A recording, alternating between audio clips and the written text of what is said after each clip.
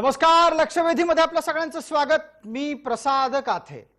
OBC आरक्षणाचा पुरता बोजवारा महाराष्ट्रात उडालेला असतानाच राज्य सरकारच्या वतीने या महाराष्ट्रातल्या ओबीसींना नवं गाजर दाखवलं गेलंय असं आमचं निरीक्षण आहे। हे गाजर आहे ओबीसींचा एम्पिरिकल डेटा अर्थात सूक्ष्मतम नोंदी करण्याच्या साठी राज्य सरकार म्हणे पैसा देणार आहे। अशा प्रकारच्या बातम्या माध्यमांपर्यंत पोहोचवल्या जातात आणि जेणेकरून ओबीसी समाजापर्यंत याद्वारे सरकारच्या विषयीची नकारात्मकता कमी करण्यासाठी प्रयत्न सुरू होताना दिसतात। मात्र प्रत्यक्षात काय होतंय हे पाहायला गेलं ते तपासलं असता ओबीसींची एम्पिरिकल नोंदणी अर्थात सूक्ष्मतम नोंद करण्यासाठी सरकारकडून पसरवली जाणारी माहिती ही शुद्ध लोणकढी थाप आहे हेच समोर येतं आहे। जे काही होतंय ते केवळ आणि केवळ कागदी घोडे नाचवण्याचा प्रकार आहे, किंबहुना पुढे जाऊन तो आणखी कायदेशीर आणि तांत्रिक अडचणी निर्माण करणाराच प्रयत्न ठरेल अशी चिंता आम्हाला जाणवतीये। त्याचं कारण असं, सर्वोच्च न्यायालयानं जी त्रिसूत्री आखून दिलेली आहे त्या त्रिसूत्रीचं पालन न करता केवळ आणि केवळ मलमपट्टी करण्यासाठी ओबीसींच्या सूक्ष्मतम नोंदीचाच कार्यक्रम राबवला जाण्याची केवळ अफवा महाराष्ट्रात उठवली जातीये का? ओबीसींच्या विविध मागण्यांच्या बाबतीतही राज्य सरकारचं हेच धोरण आहे का? मवियाला ओबीसींचं राजकीय आरक्षण टिकवण्यात रस आहे का? किंवा हे सगळं आरक्षण अडचणीत आणून पर्यायानं ओबीसी सत्ताधाऱ्यांच्याच दावणीला बांधण्याचा मवियाचा प्रयत्न आहे का? या आणि अशा अनेक प्रश्नांसह आजची लक्षवेधीची चर्चा ओबीसी नोंदणीचं मवियाकडून गाजर।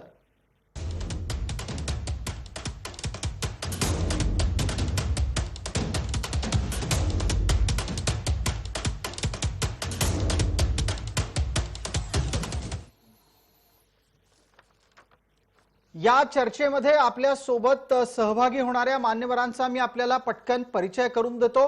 आपल्या सोबत ओबीसी समाजाचे प्रतिनिधी या नात्याने मृणाल ढोले पाटील आहेत। मृणाल ढोले पाटील हे ओबीसींच्या प्रश्नांच्या बाबत याचिकाकर्ते आहेत सर्वोच्च न्यायालयातले। आपल्या सोबत आरक्षण अभ्यासक हरिभाऊ राठोड आहेत। भारतीय जनता पार्टीचे प्रवक्ता या नात्याने गणेश हाके आहेत। सत्ताधारी गटांनी सुद्धा या चर्चेत सहभागी व्हावं अशी आपली थेट विनंती आहे।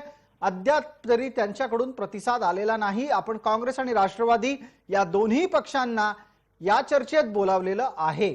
चर्चा पुढे जाण्यापर्यंत त्यांच्यापर्यंत कसे प्रतिनिधित्व पाठवले जाते त्याकडे आपलं लक्ष राहील। आत्ताच्या घडीला पटकन मृणाल ढोले पाटील यांच्यासाठीचा पहिला आणि थेट प्रश्न असा, मृणाल ढोले पाटील, राज्य सरकार ओबीसींचा एम्पिरिकल डेटा अर्थात सूक्ष्मतम नोंद करण्यासाठी स्वतः पैसे देईल अशा प्रकारची माहिती पेरती आहे। आम्ही अत्यंत जबाबदारीने हे विधान करतोय की ही माहिती पेरली जाते कारण ती माहिती प्रत्यक्षात आणण्यासाठी आवश्यक असलेली गरजेची पावलं टाकली जात नाहीयेत असं आमचं ठाम निरीक्षण आहे। आपलं म्हणणं काय? प्रसाद जी, आपल्या माध्यमातून सर्वप्रथम आपले आभार की जय महाराष्ट्राने हा अतिशय महत्त्वाचा प्रश्न की ज्याच्यावर संपूर्ण ओबीसी समाजाचं राजकीय आरक्षण अवलंबून आहे हा चर्चेला घेतला, याच्याबद्दल सर्वप्रथम आपलं अभिनंदन। धन्यवाद। एक लक्षात घ्या की मुळात सुप्रीम कोर्टने जे ट्रिपल टेस्टची जी भूमिका घेतली होती त्यानुसार खरं तर राज्य सरकारने एक स्वतंत्र आयोग गठीत करणं गरजेचं होतं, पण त्यांनी तो केला नाही। राज्य मागासवर्गीय आयोगाला त्यांनी एक विशिष्ट आयोगाचा दर्जा दिला। त्याच्यानंतर जसं राज्य मागासवर्ग आयोग गठीत झालं त्याच्यानंतर जो एम्पिरिकल डेटा महाराष्ट्रात द्यायचा होता त्याचं एक काम राज्य मागासवर्गीय आयोगाला देण्यात आलं आणि राज्य मागासवर्गीय आयोगाकडून त्याच्यासाठी 435 कोटी रुपयाची मागणी केली गेली। त्याचं ऑफिशियल पत्र राज्य मागासवर्गीयांनी 3 जुलै 2021 ला हे राज्य सरकारला लिहिलेलं आहे, पण अजूनही राज्य सरकारने त्या संदर्भात काहीही केलेलं नाही, एक दमडीही दिलेली नाही। आज आपण एक लक्षात ठेवा की मिनी विधानसभा ज्याला आपण म्हणतो अशा पुणे असेल, मुंबई असेल पिंपरी चिंचवड असेल, अशा बऱ्याच स्थानिक स्वराज्य संस्था आताच्या निवडणुका या 3-4 महिन्यात आलेल्या आहेत. म्हणजे 100 दिवसाच्या आत आचारसंहिता लागण्याची शक्यता आहे. पण अजूनही राज्य मागासवर्गीय आयोगाचं काम सुरू झालेलं नाही आणि ते फक्त आणि फक्त निधी अभावी सुरू झालेलं नाहीये. राज्य मागासवर्गीय आयोगाने पैसे सरकारकडे आपण मागितलेले आहेत. अत्यंत उद्विग्न होत, मृणाल ढोले पाटील, आपण अत्यंत उद्विग्न होत सगळी परिस्थिती समोर आणताय. त्या परिस्थितीतून दिसतंय काय तर ओबीसींच्या तोंडाला पानं पुसण्याचाच कार्यक्रम आता सुरू आहे. आपल्यासोबत आरक्षण अभ्यासक या नात्यानं हरिभाऊ राठोड आहेत. हरिभाऊ राठोड, हे सरकार येण्याच्या आधी आपण फार मोठ्या अपेक्षा बाळगून या सरकारच्या साठी प्रयत्नशील होतात, या सरकारशी संवाद साधायचा प्रयत्न करत होतात, या सरकारच्या माध्यमातून ओबीसींचे, भटक्यांचे, विमुक्तांचे, वंचितांचे विविध प्रश्न मांडले जातील असं उच्चारावात सांगत होतात. 2 वर्ष व्हायला आली हरिभाऊ. आपल्या आत्तापर्यंतच्या अपेक्षांवर वेळोवेळी पाणी फेरल्याचं आम्ही स्वतः डोळ्यानं पाहिलं. आत्ताच्या घडीला ओबीसींच्या प्रश्नामध्ये इम्पेरिकल डेटा अर्थात सूक्ष्मतम नोंदीच्या संदर्भात इतकी अनास्था मवियाची का असावी? नाही, खरं आहे, तुम्ही जे विश्लेषण केलं अगदी बरोबर आहे. मला असं वाटतं कधी कधी की शासन करते त्या सगळ्या गोष्टीचा अभ्यास करतंय की नाही, की मुद्दाम हे सगळं करतात. मागच्या सरकारने हीच खेळी केली होती. मागच्या सरकारने सुद्धा त्यांना जेव्हा एम्पिरिकल डाटा मागितला त्यावेळेस त्यांनी सांगितलं, वटहुकूम काढून त्यांनी सांगितलं की आम्ही हे लोकसंख्या वगैरे गोळा करणार आहोत. आणि त्यावेळेस त्यांनी सुप्रीम कोर्टात हे दाखल केलं होतं की आम्ही हा सगळं 1 महिन्यात दाखल करू. परंतु नंतर काय झालं की त्यांनी काही केलं नाही, म्हणून शेवटी त्या 5ही जिल्हा परिषदच्या निवडणुका रद्द झाल्या. म्हणजे ओबीसीचे उमेदवार निवडून आले परंतु त्यांना रद्दबातल करण्यात आलं. आता ही तीच परिस्थिती ओढवणार आहे आणि फार फार सिरियस आहे. ही अत्यंत सिरियस गोष्ट आहे. आणि आता तुम्हाला जरी वाटत असेल सरकार आता टाइमपास म्हणून आपल्या तुम्ही म्हणता त्याप्रमाणे यांना काहीतरी गाजर दाखवायचं, आम्ही करतोय हे दाखवायचं आणि नंतर सुप्रीम कोर्टावर किंवा कोर्टावर ढकलायचं, असा जर प्रयत्न असेल तर या सरकारला ठीक आहे, टाइमपास तुम्ही कराल पण तुम्ही फेस करू शकणार नाही ओबीसीला. नंतर तुम्ही ओबीसीला अन्याय करणार. हरिभाऊ, आपण सांगताना असं म्हणता आहात की राज्य सरकार हे वंचितांच्या, ओबीसींच्या, भटक्यांच्या विविध मागण्यांच्याकडे दुर्लक्ष सातत्याने करत आहे. आज अपेक्षा ही आहे की या चर्चेत त्यांच्या प्रतिनिधीने हजर राहावं आणि आपली भूमिका मांडावी. गेल्या अनेक दिवसांपासून एक बाब प्रकर्षानं समोर येते, ती म्हणजे अशी की जे विषय सरकारसाठी अडचणीचे आहेत त्या विषयांवर सरकारला बोलायचंच नाही, त्यांचे प्रतिनिधी चर्चेत पाठवायचेच नाहीत, माध्यमांमध्ये चर्चा होऊच द्यायची नाही, अशाही प्रकारची सरकारी भूमिका आता समोर येऊ लागलेली आहे. आपल्यासोबत गणेश हाके आहेत. गणेश हाके, ओबीसींचं आरक्षण स्वतःच अडचणीत आणून हा समाज आपल्याच पाठीमागे येईल अशा प्रकारचा हा सत्ताधाऱ्यांचा डाव आहे असं वरवर दिसतं. यापेक्षा वेगळं राजकारण तुम्हाला दिसतंय का?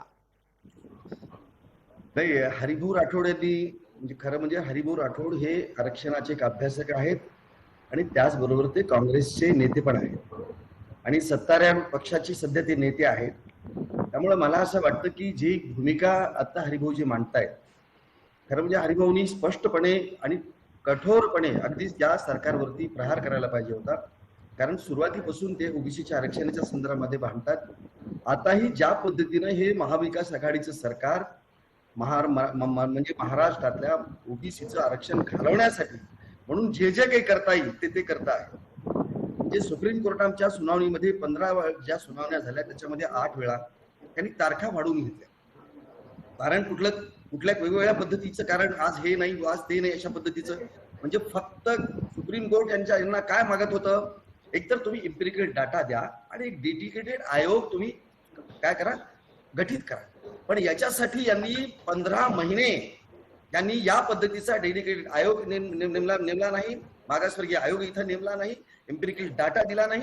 खरं म्हणजे एम्पिरिकल डाटा जर निर्माण करायचा असेल तर 3 महिन्याच्या आत एम्पिरिकल डाटा निर्माण होऊ शकतो की जे आज स्टेट गव्हर्नमेंट बनतं आहे आणि ज्या पद्धतीच्या यंत्रणा त्यांनी आता लावण्याचा प्रयत्न सुरू आहे त्यांचा, म्हणजे गेली 5 महिन्याच्या नंतर आता कुठं जो मागासवर्गीय आयोग महाराष्ट्रामध्ये स्थापन झालेला आहे तो सुद्धा मागासवर्गीय आयोग होता आणि सुप्रीम कोर्टाने जे म्हटलं होतं की तो डेडिकेटेड आयोग पाहिजे, त्याप्रमाणे यांनी आता त्याच्या 1 महिन्याच्या नंतर त्याला डेडिकेटेड आयोग म्हणून मान्यता दिली. परंतु त्यांना आणि त्यांनी या एम्पिरिकल डाटासाठी ज्या गोष्टी लागतात त्याच्यासाठीची जी काही त्याला म्हणजे जुळवाजुळव लागते, यंत्रणा लागते, किंवा त्या ऑफिसमध्ये बसून काम करण्यासाठी लागण्यासाठी जे काही ऑफिशियल ज्याला म्हणतो का यंत्रणा लागते, त्याला कम्प्युटर्स लागतात, बसायला खुर्च्या लागतात, टेबल लागतात, पुन्हा त्या सर्वेसाठी लागणारा जो खर्च आहे ज्याच्यासाठी या मागासवर्गीय आपल्या डेडिकेटेड आयोगानं यांच्याकडे 465 कोटीची मागणी 5 महिन्यापूर्वी केली आहे. बिलकुल 5 महिन्यापर्यंत आज याचतागायत सरकारनं एक दबडी सुद्धा या म्हणजे आयोगाला दिलेला नाही. याचा अर्थच असा आहे की यांना म्हणजे या आयोगाने काम करावं, एम्पिरिकल डाटा करावा आणि त्या एम्पिरिकल डाटा सुप्रीम कोर्टाला सादर केल्यानंतर हाकेजी मुळात राज्य मागास आयोग जो आत्ता आहे, जो स्थायी स्वरूपातला आहे, त्यांच्याकडनं हे काम व्हावं का, हा तर पुढचा चर्चेचा मुद्दा आहे. दरम्यान आपल्या सोबत सत्ताधारी गटाच्या प्रतिनिधी या नात्यानं विद्या चव्हाण जोडले गेलेले आहेत. विद्याताई राष्ट्रवादी काँग्रेसच्या प्रवक्ता प्रतिनिधी आहेतच, मवियाचं सुद्धा या चर्चेमध्ये त्या प्रतिनिधित्व करतात. विद्याताई, आपलं जय महाराष्ट्रवर या चर्चेमध्ये स्वागत. चर्चेचा आजचा विषय आपल्याला ठाऊक असेलच, त्यातला आत्ताचा ताजा मुद्दा आपल्या कानावर घालतो तो म्हणजे असा की ओबीसींची सूक्ष्मतम नोंदणी करण्याच्यासाठी आयोगानं निधी मागून इतके दिवस ओलांडून गेले तरी अद्याप निधी दिलेला नाही. दुसऱ्या बाजूला आयोगाला आवश्यक ते पाठबळ सुद्धा मिळताना दिसत नाहीये. त्याच्या मागची तांत्रिक खरी कारण काय आहेत? राजकारणाची चर्चा आपण नंतर करूया. विद्याताई. नाही, मला सुद्धा त्या राजकारणाच्या चर्चेमध्ये कधीच इंटरेस्ट नसतो, कारण हा प्रश्न इतका ज्वलंत आहे आणि त्याच्यामध्ये काहीतरी तोडगा काढणं किंवा मागासवर्गीय आयोग लवकर नेमला जाणं आणि लवकर त्याचा अहवाल मिळणं हे फार महत्वाचं आहे. पण अशा प्रकारे आता जे हाके साहेब म्हणत होते त्याच्यामध्ये तर काही तथ्यच नाही ना, कारण आता भाजपचे लोक ज्या प्रकारे आक्रमक झालेले आणि ज्या प्रकारे ते बरळत आहेत त्या प्रत्येकाच्या मध्ये त्यांचं फक्त महाआघाडीला कुठल्याही परिस्थितीमध्ये त्रास देणं एवढं एकच उद्दिष्ट आहे, पण आमचं ते उद्दिष्ट नाहीये. विद्याताई, आपण स्वतः शब्द दिलाय राजकीय चर्चा तुम्हाला करायची नाहीये. मी तुम्हाला याच ठिकाणी थांबून कृपया इतकं विचारेन, आपण कृपया महाराष्ट्रातल्या तमाम ओबीसी जनतेला हे जय महाराष्ट्राच्या माध्यमातून सांगा की राज्य मागास वर्ग आयोगानं आपल्याकडे ओबीसींची सूक्ष्मतम नोंद करण्यासाठी मागितलेले पैसे अद्याप का दिले गेले नाहीत, कधी दिले जाणार आहेत? नाही, आता त्याची तुम्ही जो मला प्रश्न विचारलं त्याची आता माझ्याकडे सध्या अद्यावत माहिती नाहीये, परंतु मी उद्या मंत्रालयात जाऊन स्वतः अर्थमंत्री अजितदादा पवार यांच्याशी विचारेल की अशा प्रकारे पुढे काही मदत दिलेली नाही किंवा देण्यामध्ये विलंब का झाला याच्याविषयी मी निश्चितच माहिती घेईल. पण मला जोपर्यंत मी अजितदादांना आणि अर्थमंत्र्यांना ओळखते, कुठलाही निधी कुठलीही फाईल त्यांच्याकडे गेल्यावरती जाणून बुजून ती तात्काळ ठेवणं किंवा सही न करणं असे प्रकार अजितदादांच्या कधीही कडनं होत नाहीत. त्यामुळे याच्यामध्ये नक्की काय झालंय, कारण हे जे आरोप करतात त्याच्यावर माझा जराही विश्वास नाहीये. ठीक आहे, आपण विद्याताई आपण याचा पाठपुरावा करण्याचा शब्द या कार्यक्रमामध्ये देता आहात. आपल्यासोबत मृणाल ढोले पाटील आहेत, कायदेतज्ञ आहेत, ते या संपूर्ण लढ्यामधला एक महत्वाचा घटक म्हणून याचिका सुद्धा न्यायालयात, सर्वोच्च न्यायालयात त्यांनी केलेली आहे. आत्ताच्या घडीला एका ओबीसी समाजातल्या समन्वयकाची भूमिका काय आहे, त्याच्याकडे काय कारण आहेत सगळ्या प्रकारच्या विलंबाची, राज्य सरकारच्या भूमिकेची, त्याचं उत्तर आहे का? आपल्याला भारतीय जनता पार्टीच्या प्रवक्त्यांना उत्तर देण्याची आणि प्रश्न विचारण्याची संधी मी थोड्या वेळात उपलब्ध करून देतो. मृणाल ढोले पाटील, आतापर्यंत पैसे का दिलेले नाहीत याचं तुमच्याकडे काय उत्तर आहे? इथं ओबीसी समन्वयक म्हणून कुठलाही राजकीय याच्यामध्ये काही विषय नाहीये, पण एक समाजाचा भाग म्हणून एक लक्षात ठेवा, जेव्हापासून 2 जुलै 2021 ला म्हणजे आज 100 दिवस झाले या विषयाला राज्य मागासवर्गीय आयोगाने पत्र दिलेलं आहे अर्थ खात्याला, सरकारला, की आम्हाला या सगळ्या एम्पिरिकल डेटाच्या स्टडीसाठी 435 कोटी रुपये पाहिजेत. तेव्हापासून 1 महिन्यात आम्ही ठीक आहे थांबलो की राज्य सरकार देईल, त्याच्यानंतर आम्ही सतत पाठपुरावा करतोय सरकारकडे. जेव्हा आम्ही मुख्यमंत्र्यांकडे भेटलो, मुख्यमंत्री म्हणले असलं कुठली मागणी राज्य सरकारची आलेलीच नाहीये. त्यानंतर त्यांनी माहिती घेतली, ते म्हणले पत्र आलेलं आहे पण अजून काही त्रुटी आहेत त्यामुळे आम्ही तुमच्यापर्यंत ते आणलेलं नाहीये. याच्यानंतर मृणाल ढोले पाटील, हा तर अत्यंत धक्कादायक खुलासा आहे की आयोग पत्र लिहितो आणि महाराष्ट्राच्या मुख्यमंत्र्यांना माहितच नसतं.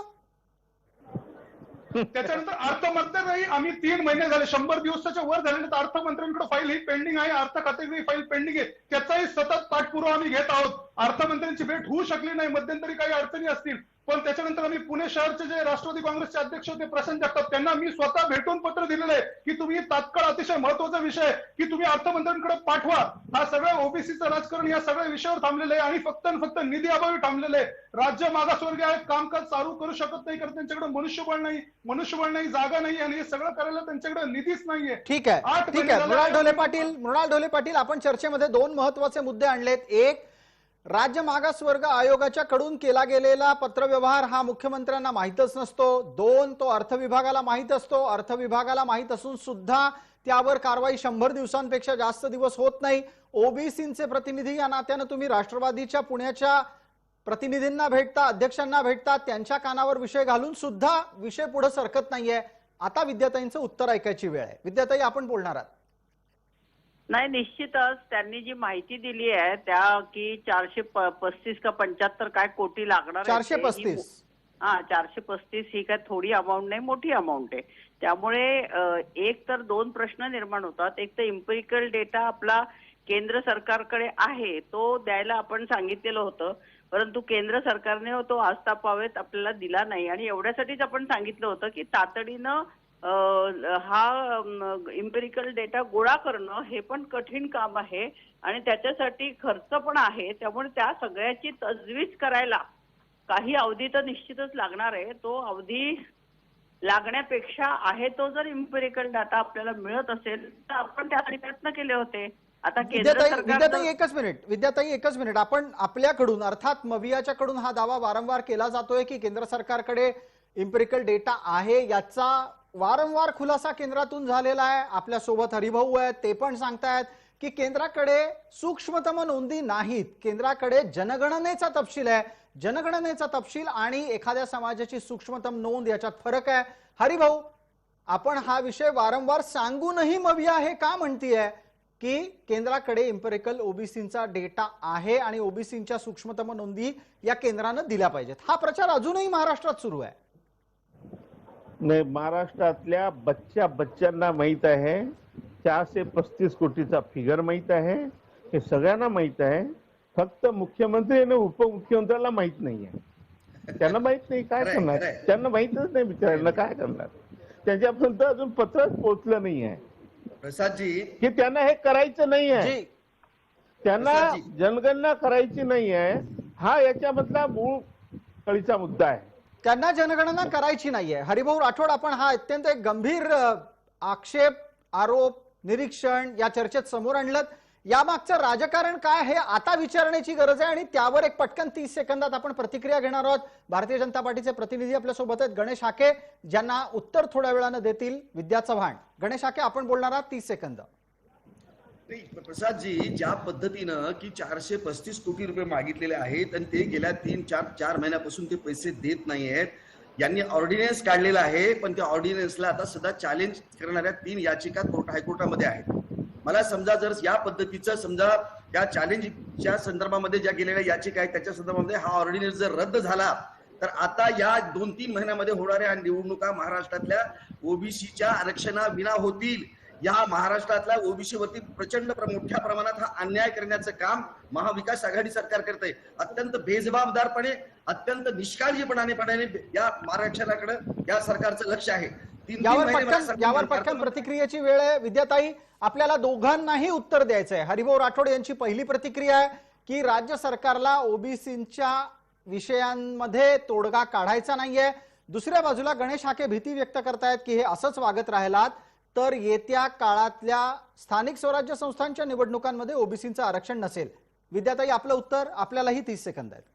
हरिभाऊंची प्रतिक्रिया मी ऐकलेल्या आहेत आणि त्या प्रतिक्रिया मला असं वाटतं त्यांच्या प्रतिक्रियांना मला काही उत्तर द्यायचं नाहीये, कारण त्याच्यामध्ये पण जरा वेगवेगळेपणा दिसून येतोय प्रत्येक वेळी. तुमच्या जेवढ्या चर्चा मी आतापर्यंत ऐकल्या त्याच्यामध्ये त्यामुळे मला एवढाच इंटरेस्ट आहे की हाके जे म्हणाले की महाआघाडीच्या सरकारला काही करायचंच नाहीये, तर त्यांचा हा आरोप मला बिलकुल मान्य नाहीये.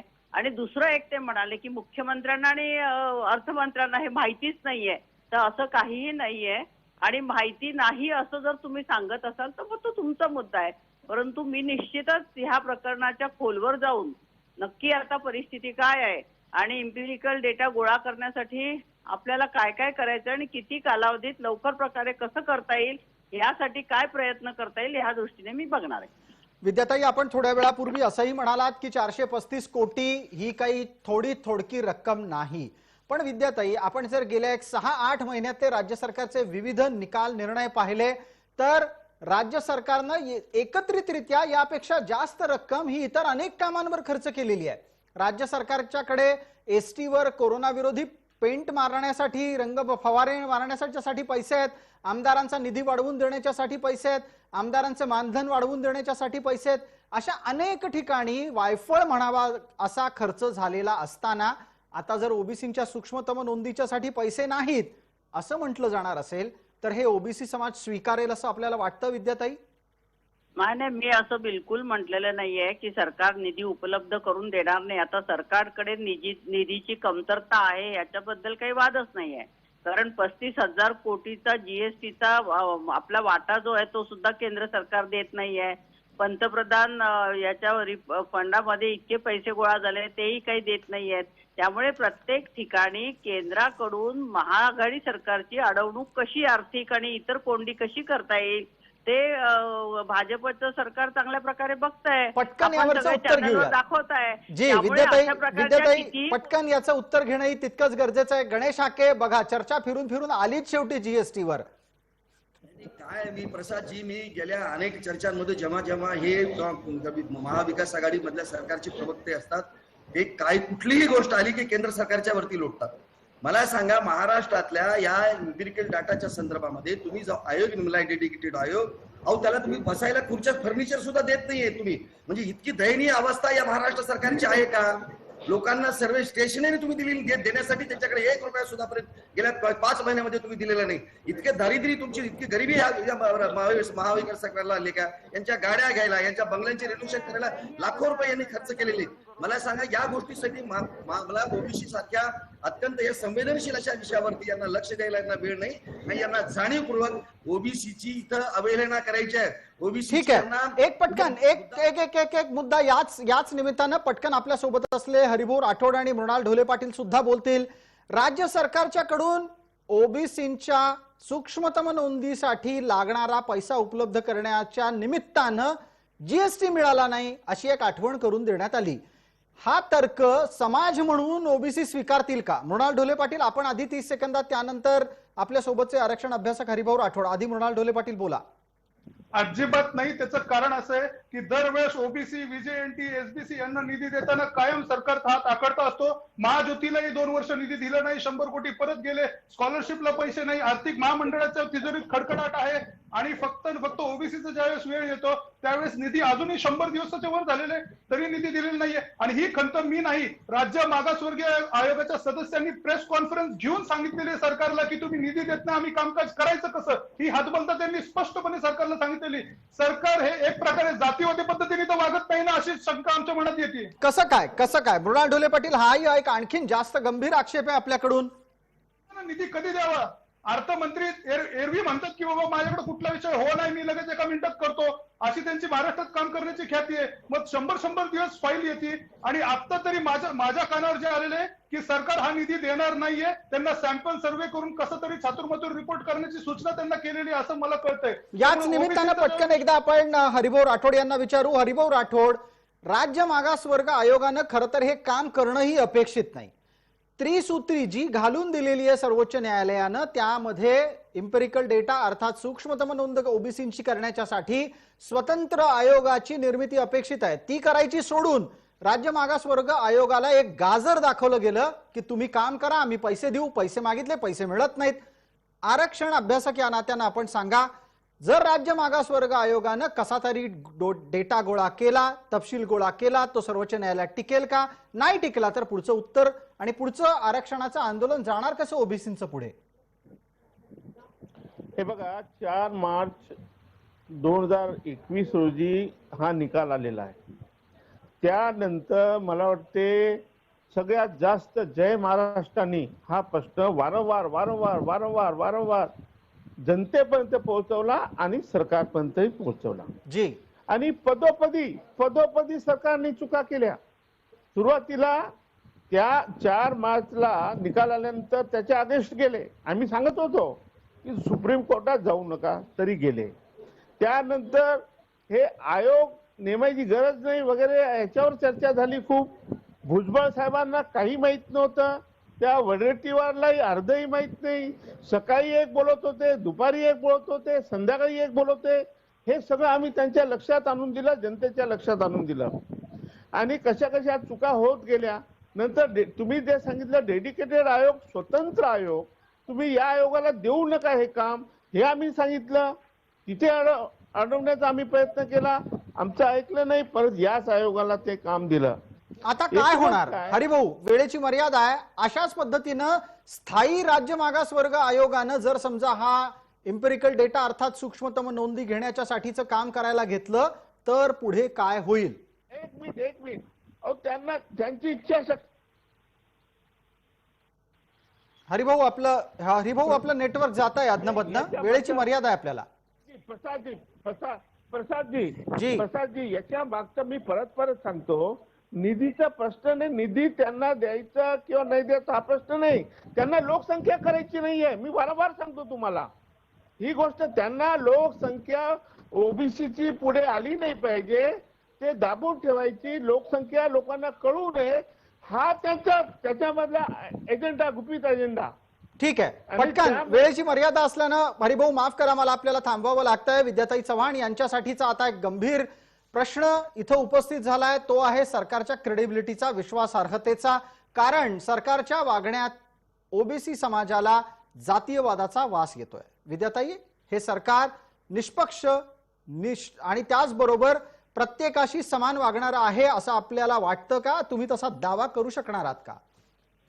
सरकारची क्रेडिबिलिटी कोणीतरी चॅनलवर चर्चा घडवली किंवा कोणीतरी येऊन त्याचं धिंडवडे काढले तर काही जात नाहीये. कारण सरकारचं जे काम प्रत्यक्षात बोलते, 27% आरक्षण ओबीसींना मंडल आयोगाने दिल्यानंतर त्याची अंमलबजावणी करणारं महाराष्ट्र हे पहिलं राज्य आहे. आणि तेव्हा शरद पवार हे माननीय मुख्यमंत्री होते महाराष्ट्राचे. आणि हा मंडल आयोगातनं ओबीसींना पहिल्यांदा जे आरक्षण मिळालं ते न मिळावं म्हणून भाजपने मोठं आंदोलन करून दिलं आणि रथयात्रा काढून सगळ्या देशभर काय केलं ते माहितीये. तेव्हा आज भाजपने कितीही कंठशोष केला की आम्ही ओबीसींच्या आरक्षणासाठी आहोत आणि आम्ही मराठ्यांना आरक्षण मिळवू दे, तरी हे सगळं ढोंग आहे, खोटं आहे.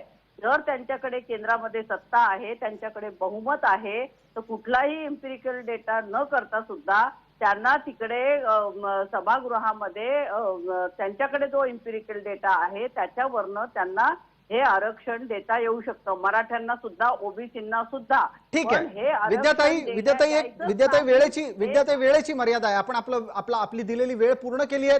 जाता जाता पटकन आपण केंद्रातल्या भारतीय जनता पार्टीकडे बोट दाखवलंय, पटकन विचारून घेऊयात गणेश हाकेंना. चर्चेतला शेवटचा प्रश्न आहे, वेळेची मर्यादा आहे.